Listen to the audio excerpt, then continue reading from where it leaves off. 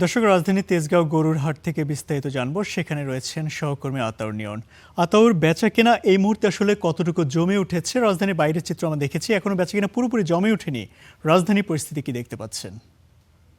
যেমনটি বলছিলেন যে আমরা জানি আমাদের দেশে আগামী 28 তারিখ কোরবানি ঈদের তারিখে নির্ধারণ করা হয়েছে। তো সেই জায়গা থেকে ইতিমধ্যে যে রাজধানীর পশুর হাটগুলো রয়েছে সেগুলো গরু বা বিভিন্ন ধরনের কোরবানির পশু হাটগুলোতে ভিড়তে শুরু করেছে। তবে বেচাকেনার যেই জমজমাটের কথা বলছিলেন সেইটি এখন পর্যন্ত চোখে সেরকম একটা দেখা যায়নি।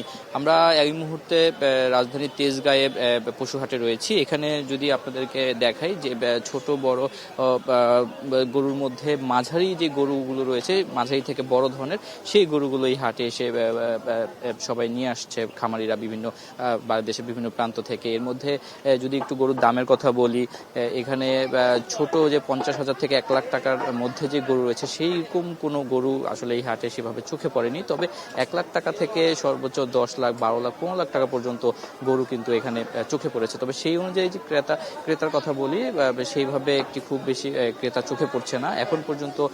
কেউ এখানে সেভাবে বিক্রির কথা, যেই খামারিরা আছেন তারা বলছিলেন যে সেইভাবে এখনো বিক্রি শুরু হয়নি। আবার অনেকে বলছেন যে আজকে যেহেতু সপ্তাহের শেষ দিন, এখনো অফিস আদালত খোলা আছে, তাই হয়তো সেভাবে যারা কোরবানি দিবেন তারা এখনো পশুর হাটে সেইভাবে আসছেন না। তবে আগামীকালকে যেহেতু শুক্রবার সাপ্তাহিক ছুটির দিন এবং শনিবার সাপ্তাহিক ছুটির দিন রয়েছে, সেইভাবে আগামীকাল থেকে হয়তো কিছুটা ভিড় বাড়তে পারে পশুর হাটে। তো সেই জায়গা থেকে অনেকে প্রত্যাশা করছেন যে যেহেতু ঈদ 28 তারিখে হবে, সেই ক্ষেত্রে ভিড় আগামীকালকে এবং পরশুদিন সরকারি ছুটির দিনে ভিড় বাড়লেও আরো পরে ঈদের হয়তো 2-3 দিন আগে থেকে বেচা বিক্রি একটু ভালো হবে বলে তারা প্রত্যাশা করছেন। সেই জায়গা থেকে আমরা যেই হাটে আছি বলছিলাম যে তেজগাঁয়, এখানে শুধু গরু না, উটও কিন্তু আমরা দেখতে পাচ্ছি যে দেশের বিভিন্ন প্রান্ত থেকে উট নিয়ে এসে এখানে বিক্রির জন্য রাখা হয়েছে এবং খুব ভালো দাম চাওয়া হচ্ছে এই উটের ক্ষেত্রে।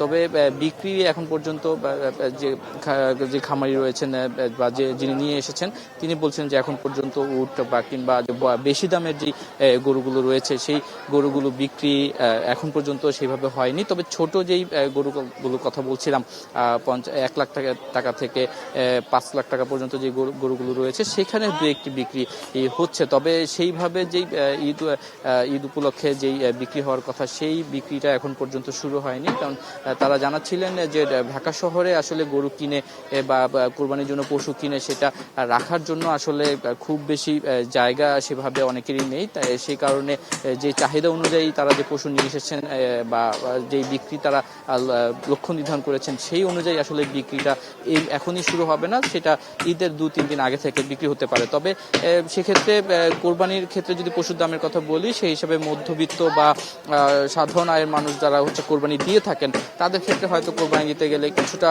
হয়তো এবার একটু বাজেট গত কয়েক বছর থেকে বাড়তে হতে পারে। কারণ যেরকমটি বলছিলাম যে আসলে 50,000 থেকে 1 লাখ টাকা দামের গরু আসলে সেইভাবে হাটে দেখা মিলছে না। তো সেই জায়গা থেকে কিছুটা হয়তো বাজেট বিগত বছরগুলো থেকে কিছুটা বাড়তি হতে পারে। তো এই ছিল পশুর হাটের সর্বশেষ তথ্য। আতাউর, আপনাকে ধন্যবাদ। দর্শক, রাজধানী পশুর হাটের খবর জানাচ্ছিলেন সহকর্মী আতাউর নিয়ন।